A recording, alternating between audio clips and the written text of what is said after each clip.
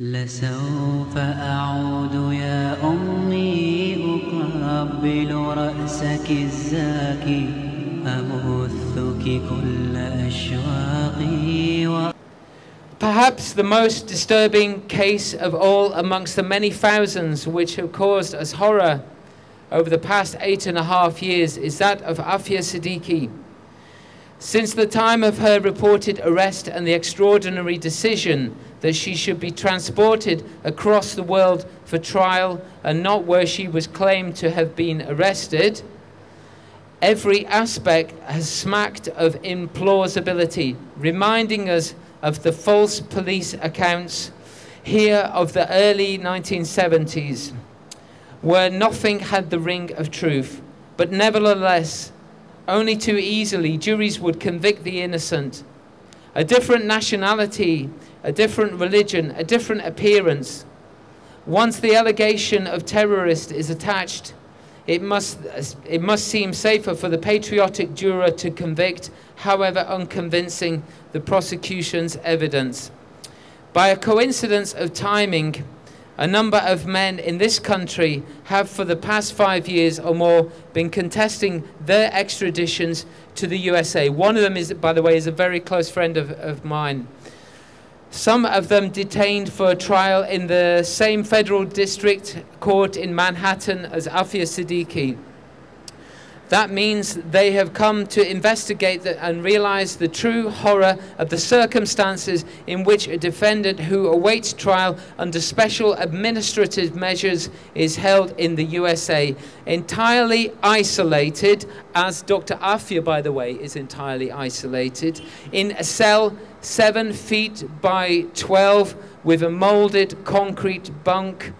Food is delivered through the slot in the door. In other words, a place that will drive you mad. No contact with another person, never to see the light of day.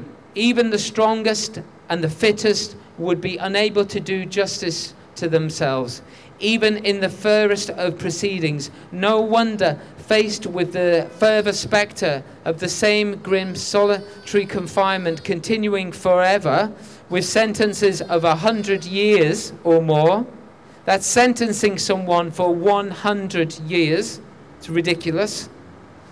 Some 97% of defendants in the USA plead guilty in an attempt to avoid the worst of the most severe of consequences if convicted. So therefore, innocent people will actually plead guilty just to stop this happening to them. Now, what kind of justice is that? Why bother with a court? What's the point? Sorry, that was my bad.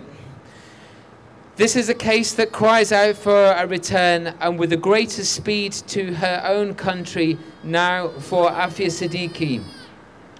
Someday, maybe many years from now, shocking truths may see the light of day, but it is our collective experience that they are not meant ever to do so, and that many innocent men and women spend their lives and some die before the day ever comes.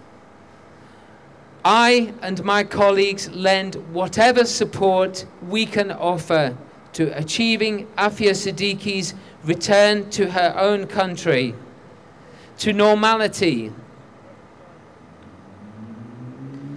to freedom, and to a return by those with responsibility to sanity, to justice and compassion. Gareth, Peirce, 2nd of May 2010.